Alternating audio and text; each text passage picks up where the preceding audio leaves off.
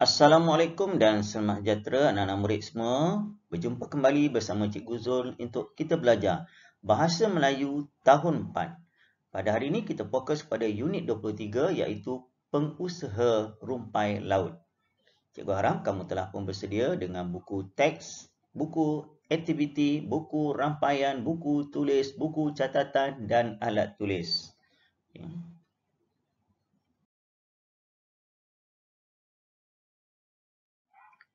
Kemahiran yang ingin dikuasai pada hari ini berfokuskan kepada tata bahasa, boleh rujuk muka surat 164. Jadi cikgu mengharapkan murid-murid dapat ada dua. Yang pertama, memahami dan menyenaraikan 10 kata majmuk. Itu yang pertama. Yang kedua, membina 5 ayat menggunakan kata majmuk yang terdapat dalam teks. Ada dua kemahiran. Satu, senaraikan kata majmuk. Yang kedua, kamu akan buat ayat. Okay, lihat gambar ni terlebih dahulu. Ini merupakan rumpai laut. Ini adalah salah satu makanan utama bagi penduduk di negeri Sabah. Okay, jadi kita akan belajar pada hari ini berkaitan dengan rumpai laut. Apa keistimewaan rumpai laut ni? Kalau di Semenanjung Malaysia jarang jumpa. Tapi kalau pergi di Sabah, benda ni kebiasaan.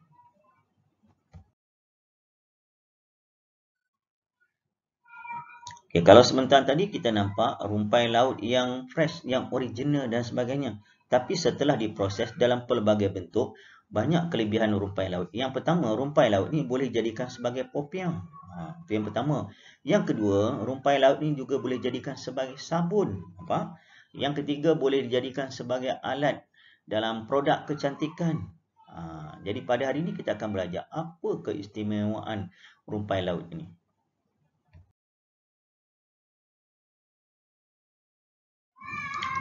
Untuk mengetahui dengan lebih lanjut lagi tentang rumpai laut ni, mari kita rujuk buku teks muka surat 164.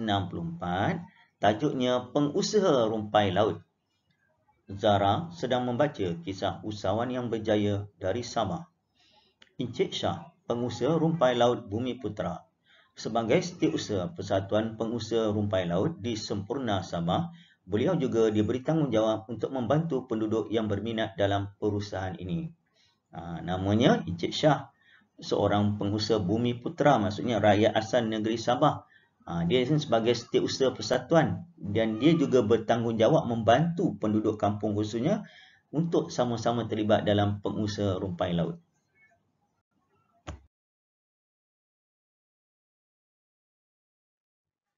Pada awalnya, beliau hanya mengusahakan kawasan seluas 10 hektar dengan 5 orang kaki tangan.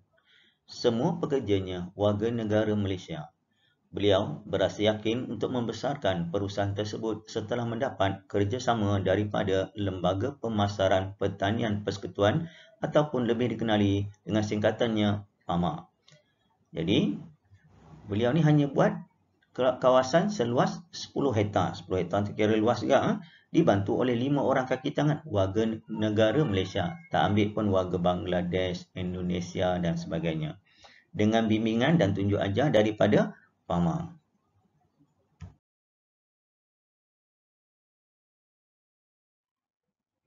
Produk rumpai laut keluarannya telah berjaya menembusi pasaran antarabangsa. Beliau telah menandatangani perjanjian untuk membekalkan rumpai laut ke negara matahari terbit iaitu Jepun. Kini anaknya secara sukarela telah mengikut jejak langkahnya menceburkan diri dalam bidang berkaitan rumpai laut. Nampak? Rumpai laut ni jangan main-main. Pasaran antarabangsa.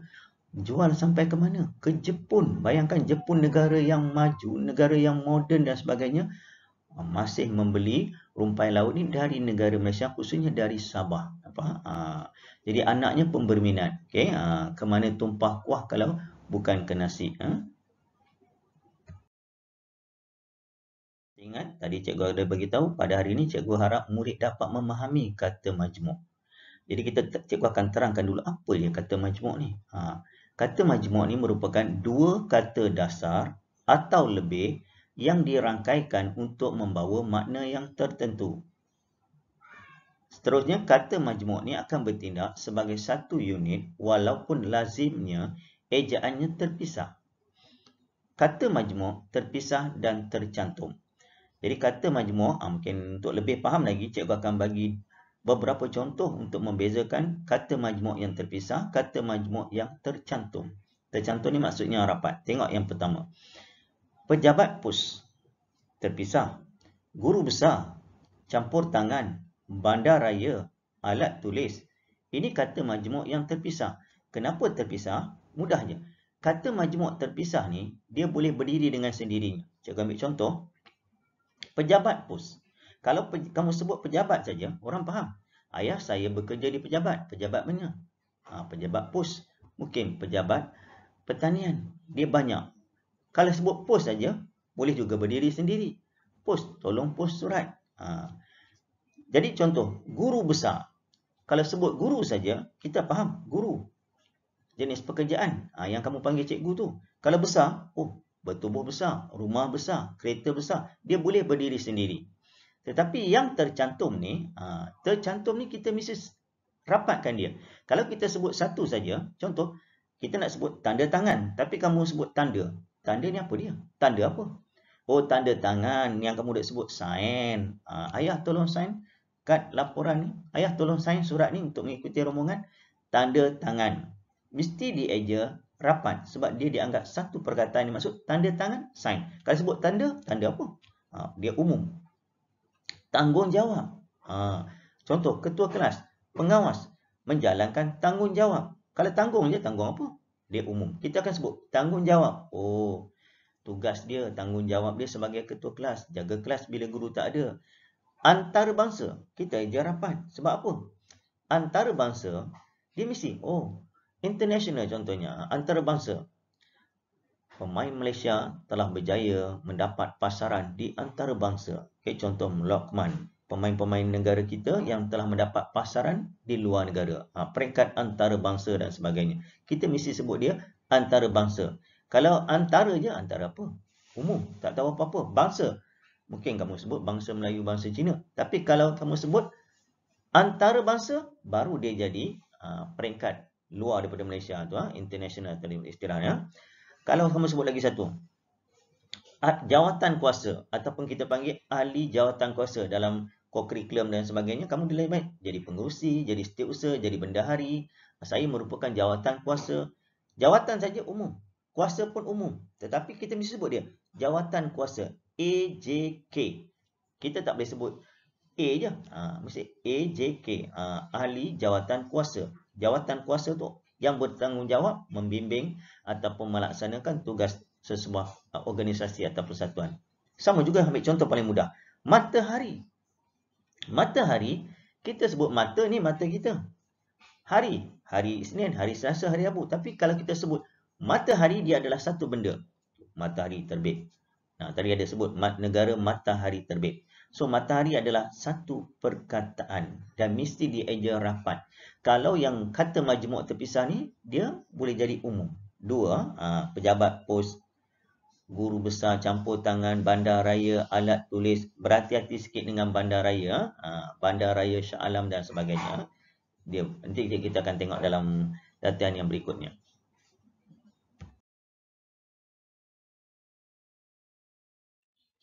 Di sini cikgu paparkan untuk pengetahuan kamu. Tadi ada istilah tercantum. Tercantum tu maksudnya yang rapat.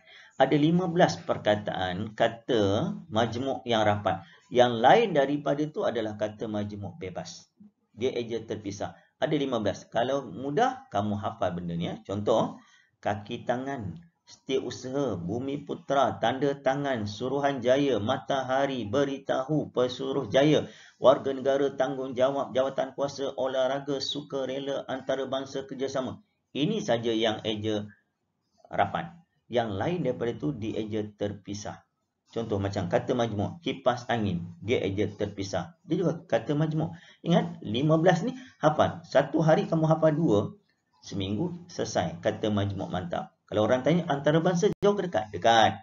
Dah ada dalam otak. Okey, hafal ya. Kata majmuk yang mantap.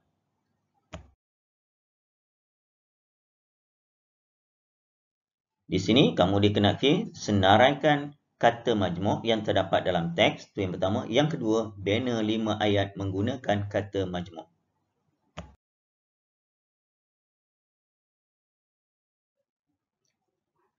Cikgu sediakan ruang kosong, ada 10 yang perlu kamu cari dalam petikan. Isikan tempat kosong dengan kata majmuk.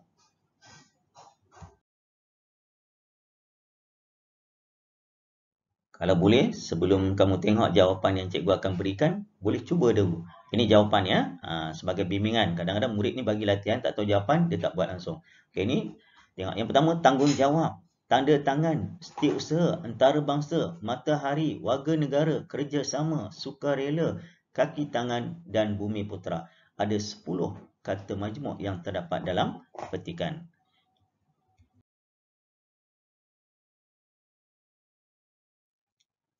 Okay, seterusnya, kamu kena buat bina 5 ayat berdasarkan teks. Berdasarkan kata majmuk, binakan 5 ayat.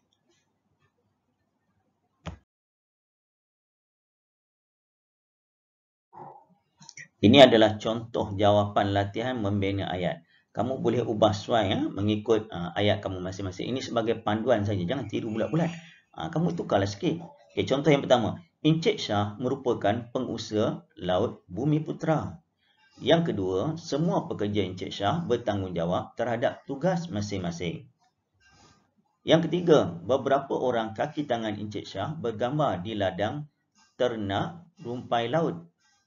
Yang keempat, 2 orang usahawan itu bersalam selepas tanda tangan surat perjanjian. Tadi sign tanda tangan tadi.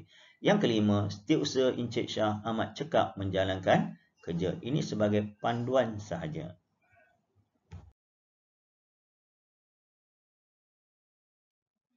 Selain apa yang cikgu paparkan dan cikgu sampaikan sebelum ni, kita tengok kesimpulannya. Dalam surat khabar berita harian, tajuk atas kamu tengok. Rumpai laut berkesan rawat sakit jantung. Bayangkan, sebab tu di Sabah, ia menjadikan salah satu makanan yang utama juga. Sebab orang yang sakit jantung boleh makan rumpai laut ini. Berkesannya rawat sakit jantung. Okay, jadi jika kamu dapat maklumat ni, boleh berkongsi dengan atuk, nenek, abah, mak dan sebagainya tentang keistimewaan rumpai laut, terutama bagi orang yang sakit jantung.